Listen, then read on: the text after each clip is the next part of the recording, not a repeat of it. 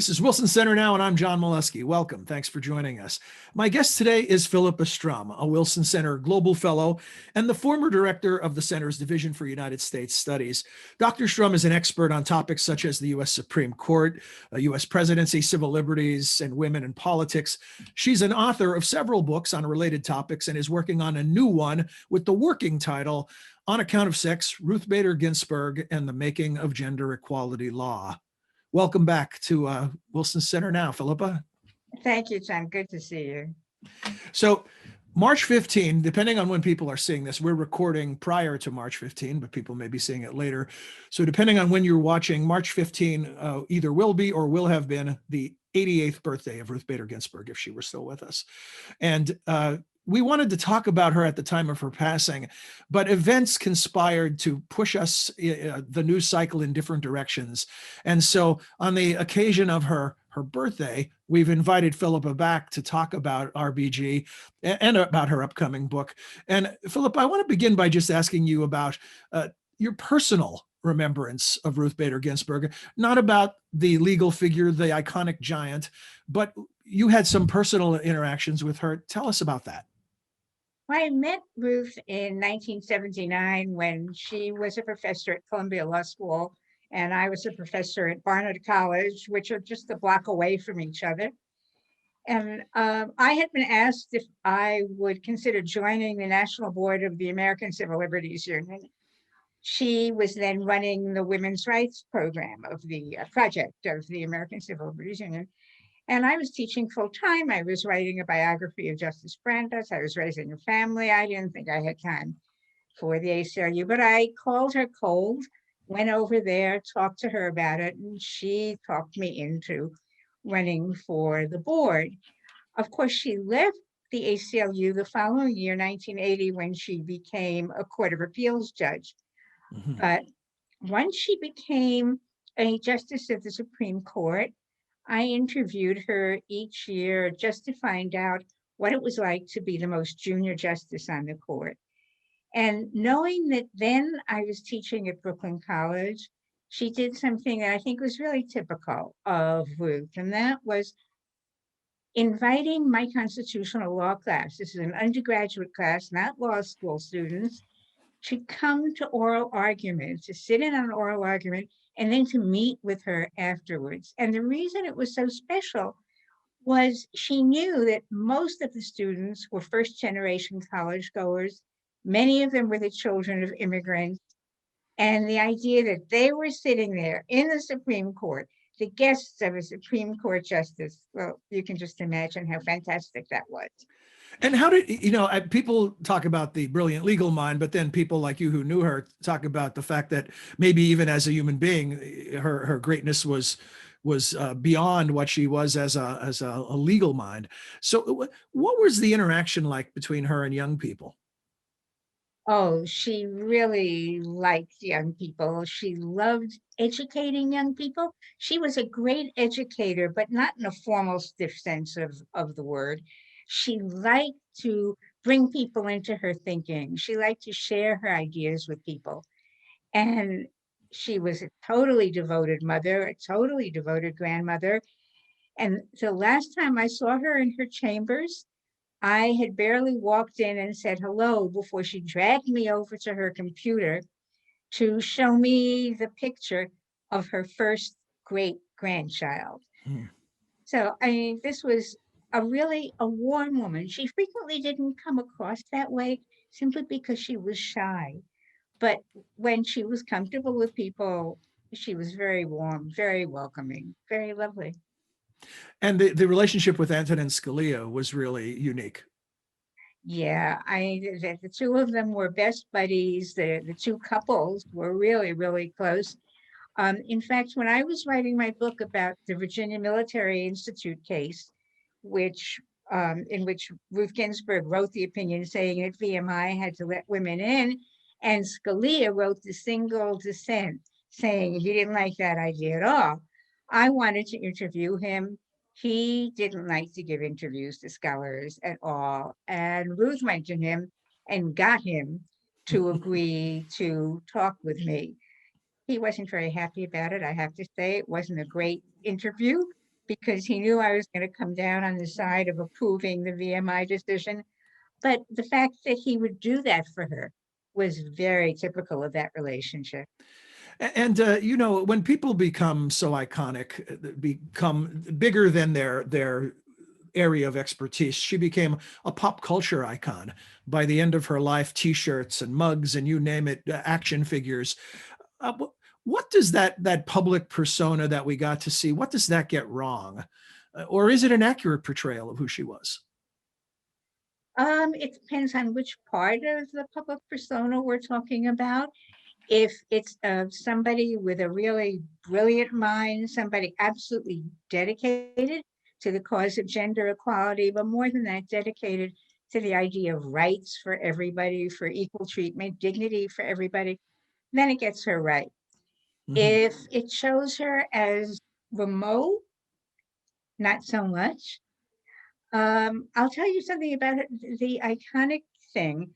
Um, I discovered that somebody I knew was making socks with an embroidery of Ruth Bader Ginsburg on the socks, and I she had asked me if I would like a pair of them, and I said, well, I would like them, but maybe the justice would like a pair of them as well.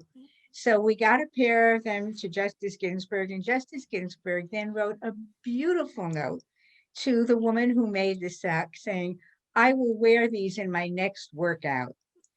I mean, and that was absolutely typical. I mean, she was incredibly thoughtful. And speaking of, her workouts, that we've seen those on Saturday Night Live, comedic depictions of her as a workout fiend. And what I'm wondering about is, beyond the pop culture icon that she became, her contributions to the law. Can you talk about her as legal scholar, as Supreme Court justice, and what kind of legacy she leaves behind? I think that if Ruth had never become a justice of the Supreme Court, she would go down in history anyway as one of the most consequential attorneys in the history of the United States. And I don't say that lightly, because when she began litigating, this is in the 1970s, the beginning of the 1970s, when she began litigating in lower courts first, but then in the Supreme Court of the United States, the Supreme Court, as she used to say, had never seen an instance of gender discrimination that it didn't like. I mean, women were definitely treated as second-class citizens in American law.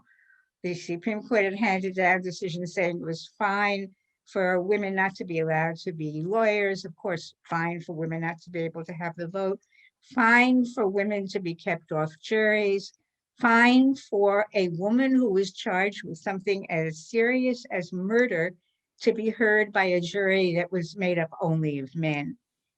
And what she did was she said, in effect, these are my words, not her, I'm going to show the justices in a series of cases why they're wrong. And what she did say, and these were her words, she said, I will give them the equivalent of a second grade education. In other words, she understood they just didn't get it. They thought Mhm. that keeping women off juries, for example, was really great for women because they didn't have the nuisance of having to serve on jury. They didn't see that it was saying, no, we don't really accept you as important citizens, this being one of the great obligations of citizenry. So what she did in the 1970s was she brought 6 cases before the United States Supreme Court, gradually leading the justices to understand and to decide that it was important for women to be treated equally. Do you have a sense of when Ruth Bader Ginsburg became the Ruth Bader Ginsburg that we all know or got to know? In other words, I know in a movie it might be a moment, or in a novel, but in real life, what prepared her to play this role and become this transitional figure in women's rights?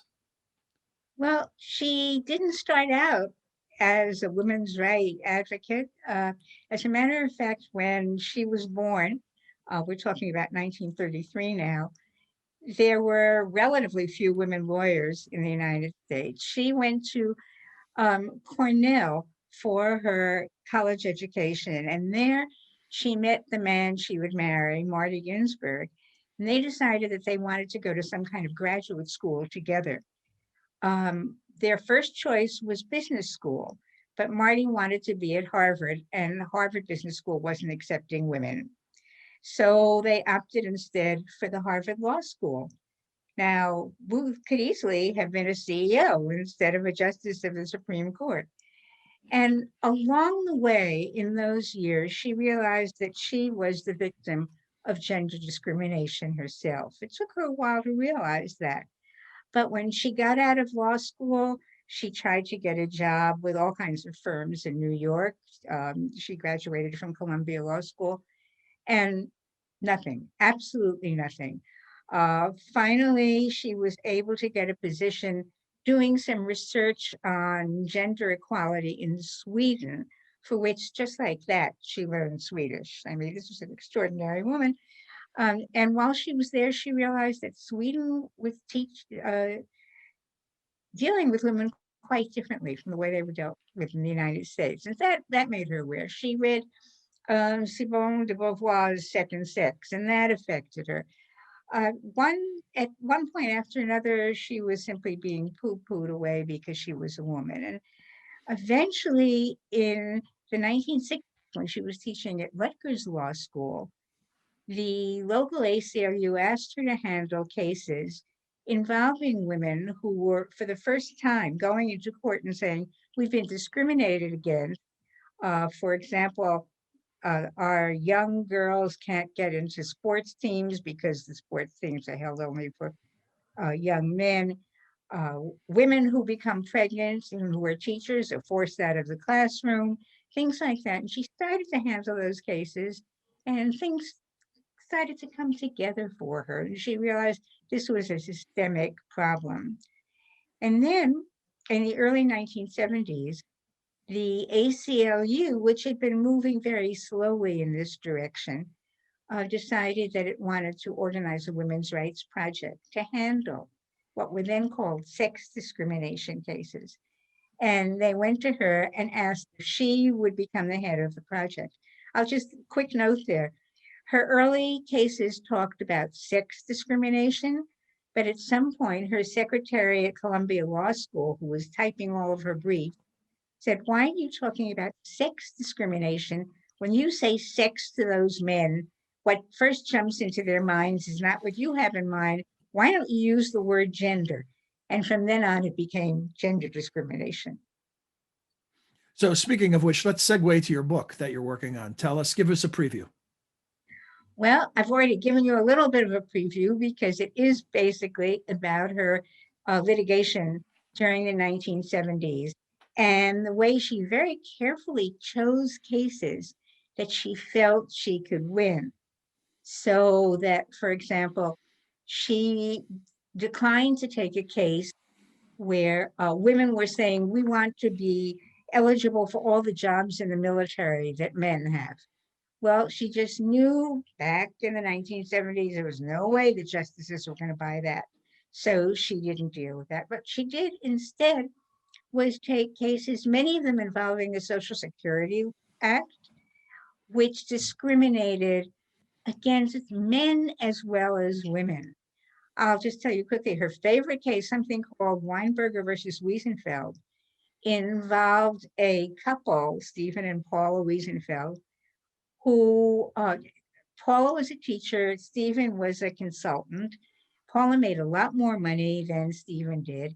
And when she became pregnant, they decided that once a child was born, she would keep her job and Stephen would become the primary caregiver. Well, tragically, she died in childbirth. And Stephen was still determined to stay home, take care of his son, Jason. And he discovered that had he been a woman, under the Social Security Act, he would have been eligible for what was called child in care payments so that he could afford to stay home. But because he was a widower, not a widow, he wasn't eligible. And Ruth said, okay, I'm going with this case. And she said, we've got threefold discrimination there. We've got Paula, who was putting her share into Social Security and yet was not able to take care of her family the way a man would have been. There was Stephen, who was being discriminated against because he wanted to stay home with his child the way a woman would have been able to. And there was Jason, who was being denied the full-time care of his one remaining parent. So she went into court. She won that case before the Supreme Court. And I have to say, that's the only case in which all of the justices agreed with her. It was a unanimous decision and an incredibly important one. She showed remarkable resolve in her last several years while dealing with cancer in continuing to be productive almost right up until the end. What did she leave behind when she passed? What was the unfinished agenda that was most important to her? I think she wanted to see a revival of what she would have considered, and these are my words, I'm putting words into her Of mouth, course. of real democracy in the United States. I mean, she was terribly concerned that the country was going in the wrong direction. She had become a great advocate for gay, lesbian rights as well as for gender equality. She was a great advocate of racial equality. She just wanted to hang in there so that she could help educate her fellow justices as well as the general public about why equality and the dignity of all human beings was so important. We know that she's been an inspiration to a multitude of young women and young men. But I wonder, does she have an heir apparent in your mind? Is there someone who is the torch has been passed to, or is she such a singular historic figure that there'll never be another? There will never be another because all human beings are unique, right? Yeah, But sure. and certainly she was the beneficiary of a mother who, although the mother was kept from going out into the world and doing the things she wanted to do, let her know that she felt her daughter could do anything. I think Ruth's legacy is in part all of the students she nurtured when she was teaching at Rutgers and then at Columbia. And if you look at the roster of them, you find many of them in really important positions today, litigating and doing work for equality of all human beings. So I think that's probably the part of her legacy that she would have been most proud of. Well, Philippa, before we close, I want to ask you, is there anything else you want to say about Ruth Bader Ginsburg before we do? Because I know, as I teased at the top of our discussion, we had intended to do this at the time of her passing, and for a multitude of reasons that did not happen, but I'm glad we're getting to it now. And so I don't want to end our session if there's something left unsaid. Is there anything else you'd like to say about her? I'll say I miss her. I'll say, she became the icon she was because she cared so much about people and she mattered to so many of us. I think any of us who met her would tell you that our lives were somehow made better for that. And what better legacy could anybody have? Amen to that. Philippa Strum, thank you very much for joining us today. Thank you. And to our viewers, we hope you enjoyed this remembrance of RBG and Philippa's thoughts on the law, and that you'll join us again for another episode of Wilson Center Now soon. Until then, for all of us at the Wilson Center, I'm John Molesky. Thanks for being here.